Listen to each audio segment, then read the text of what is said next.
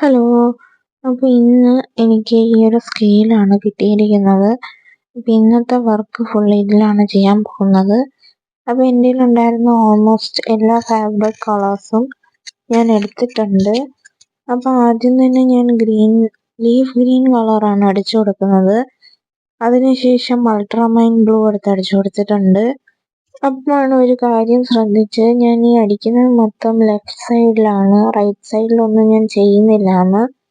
Almost എൻ്റെ കയ്യിലിരിക്കുന്ന എല്ലാ കളേഴ്സും ബ്ലൂവിൻ്റെ ഷെയ്ഡുകളാണ് എല്ലാം ഇരിക്കുന്നത്.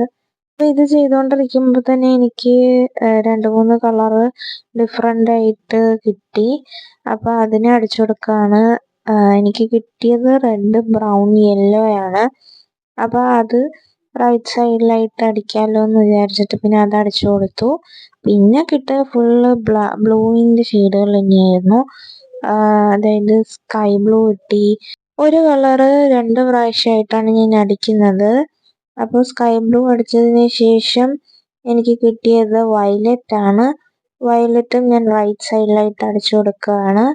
അതടിച്ചതിന് ശേഷം പിന്നെ എനിക്ക് കിട്ടിയത് ടർക്കോഷ് ബ്ലൂ ആണ്. ടർക്കോഷ് ബ്ലൂ എല്ലാം നമ്മൾ സെപ്പറേറ്റ് ആയിട്ട് വാങ്ങിച്ചിട്ടുള്ള കളേഴ്സാണ് കേട്ടോ. അതിനുശേഷം എനിക്ക് ലീഫ് ഗ്രീൻ ആണ് കിട്ടിയത്. ലീഫ് ഗ്രീൻ അടിച്ചു, പിന്നെ പിങ്ക് അടിച്ചു.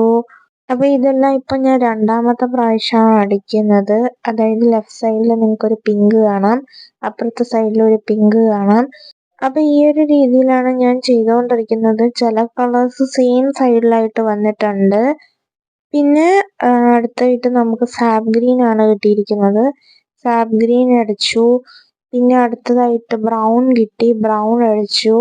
ഈ കിട്ടിയെന്ന് പറയുന്നത് ഞാൻ ഓർഡർ വൈസിലാണ് വെച്ചിരിക്കുന്നത്. അപ്പോൾ അങ്ങനെ ഓരോന്നോരോന്നായിട്ട് അങ്ങനെ എടുത്താണ് ചെയ്യുന്നത്. അല്ലാതെ എനിക്ക് മനസ്സിൽ തോന്നുന്ന കളറല്ല എടുക്കുന്നത്.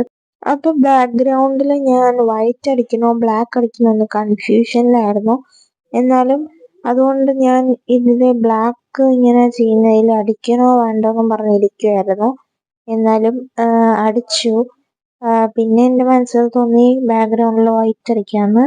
അപ്പോൾ ഇതാണ് നമ്മൾക്ക് ഇങ്ങനെ ചെയ്തിട്ട് കിട്ടിയിട്ടുള്ളത്. ഇനി ഇതിനെ ഉണങ്ങിയതിന് ശേഷം വൈറ്റ് കളർ അടിച്ചെടുക്കണം. അപ്പോൾ വൈറ്റ് അടിക്കുന്നത് ഞാൻ വീഡിയോയിൽ എടുത്തിട്ടില്ല. വീഡിയോ ഓൺ ആയിരുന്നു എന്നാണ് എൻ്റെ മനസ്സിലുണ്ടായിരുന്നത്, പക്ഷെ അത് ഓൺ ആയിരുന്നില്ല. അപ്പോൾ അടിച്ചു വന്നിട്ട് ഇതാണ് ഫൈനൽ ലുക്ക്. അപ്പോൾ ഇത്രയേ ഉള്ളൂ ഇന്നത്തെ വീഡിയോ. ബൈ.